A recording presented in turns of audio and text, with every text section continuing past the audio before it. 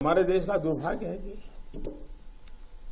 कि इतिहास को सही पर्सपेक्टिव में समय पर समाज के सामने रखना, उसमें किताबों का महत्व होता है, कविताओं का महत्व होता है, साहित्यों का महत्व होता है, वैसा फिल्म जगत का भी महत्व होता है।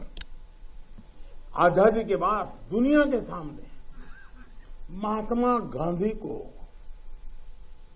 सचमुच में सारी दुनिया मार्टिन लूथर किंग की बात करता है, सारी दुनिया नेल्सन मंडेला की बात करता है, लेकिन दुनिया गांधी की चर्चा बहुत कम करता है। अगर किसी ने उस समय हिम्मत के साथ काम करके महात्मा गांधी के जीवन पर एक पूरी फिल्म बनाई होती और दुनिया के सामने रखी होती तो शायद हम मैसेजिंग कर पाते। पहली बार एक विदेशी ने जब गांधी फिल्म बनाई और ऑस्कर के पुरस्कार मिला, तब जाके के दुनिया को पता चला गांधी इतने बड़े महान व्यक्ति थे। लेकिन कुछ लोग कहते तो बहुत कुछ फ्रीडम ऑफ प्रेस की बात, फ्रीडम ऑफ एक्सप्रेशन की बात करते हैं, लेकिन आपने देखा होगा इमरजेंसी इतनी बड़ी घटना कोई फिल्म नहीं बना पाया, क्योंकि सत्य को दबाने का लगातार प्रयास हुई हमारे देश में।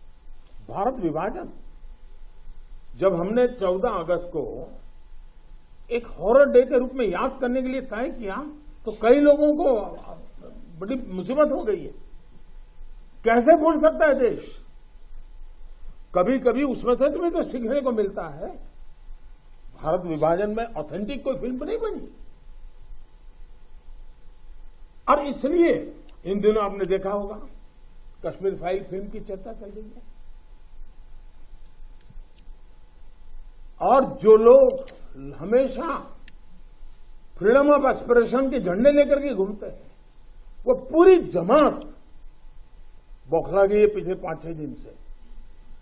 और ये फिल्म का तथ्यों के आधार पर, आर्ट के आधार पर उसकी विवेचना करने के बजाय उसको डिस्क्रेडिट करने के लिए बड़ा मुहिम चला है। आपने देखा होगा एक पूरी इकोसिस्टम, कोई सत्य उजागर करने का साहस करे, उसको जो सत्य लगा उसने प्रस्तुत करने की कोशिश की, लेकिन उस सत्य को न समझने की तैयारी, न स्वीकारने की तैयारी है, न ही दुनिया इसको देखे इसके लिए उनकी मंजूरी है। जिस प्रकार का षड्यंत्र पिछले 5-6 दिन से चल रहा है। मेरा विषय कोई फिल्म नहीं है, मेरा विषय है कि जो सत्य है उसको सही स्वरूप में देश के सामने लाना देश के भलाई के लिए होता है। उसके कई पहलू हो सकते हैं।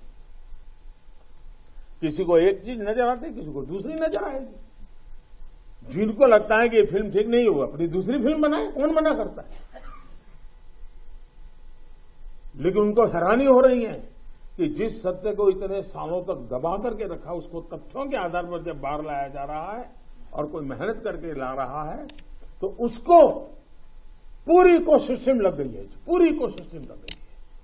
और ऐसे समय जो सत्य के लिए जीने वाले लोग हैं, उन्होंने सत्य के खातिर खड़े होना उनकी जिम्मेवारी होती है। और ये जिम्मेवारी मैं आशा करूंगा सब लोग निभाएंगे।